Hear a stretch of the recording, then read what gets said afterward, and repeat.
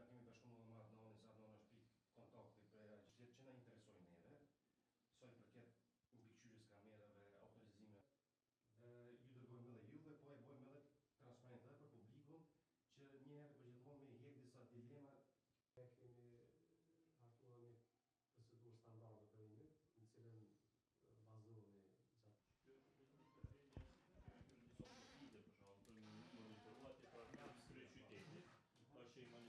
bazohemi kemi edhe alarmet aty ku bën kundërvajtjet, për shembull, ku kemi caktuar në cilën pjesë cilla kundërvajtje, mandej veç një ftohet para, ha? Këta zyrtarë që jetojnë gjolla, këta i marrin dhe që procesi prej kamerës që del aty Në shembull këtu konkret, është raporti kundërvajtjes. Ky i gjeneron vend apo Orgat i ka kalu afati, kur i ka kalu afati me çfarë?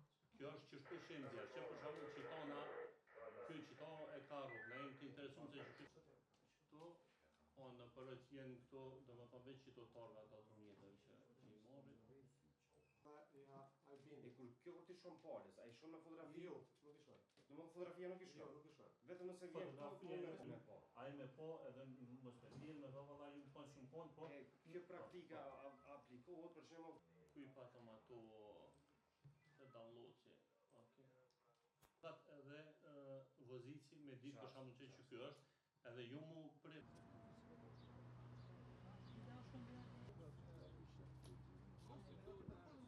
Po, Agjencia për Informim dhe Privatësi, në kuadër të autorizimeve ligjore që i ka për mbikëqyrjen e zbatimit të ligjit për mbrojtje të dhënave personale, kemi planifikuar një inspektim të bëhet në qendrën e monitorimit të sistemit vëzhgimit e kamerë, të cilat janë të vendosura në kryeqytet nga ana Policisë Kosovës.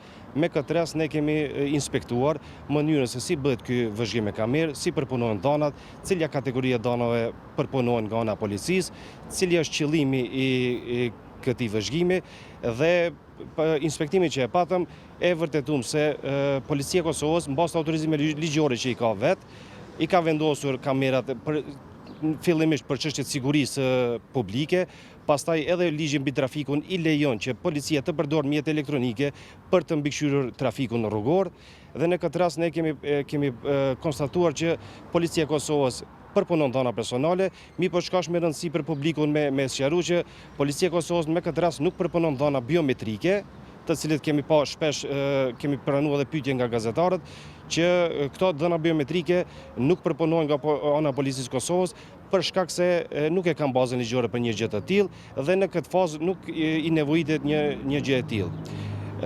Deri më tani kemi pa që Policia e Kosovës i ka të implementuara masat sigurisë, të cilët i kërkon ligji jon, siç janë ato gjurmëshmëria e veprimeve që bëhen në sistem, cilët kamera përdoren, si bëhet një shqiptim i gjobës, kush ka qasin ato dhëna, si bëhet deri te shkarkimi i një fotografie apo i një incizimi nga sistemi.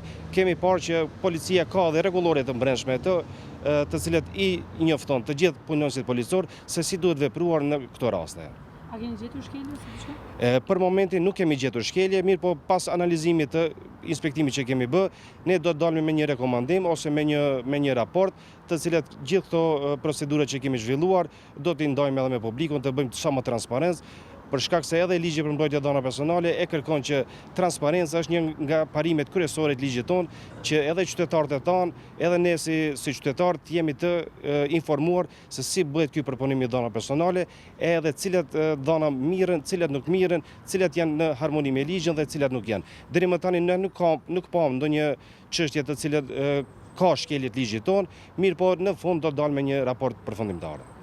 Sipas legjislacionit Kosovë që kemi hapësirat publike, ka të drejtë vetëm Policia e Kosovës të vëzhgojë hapësirat publike.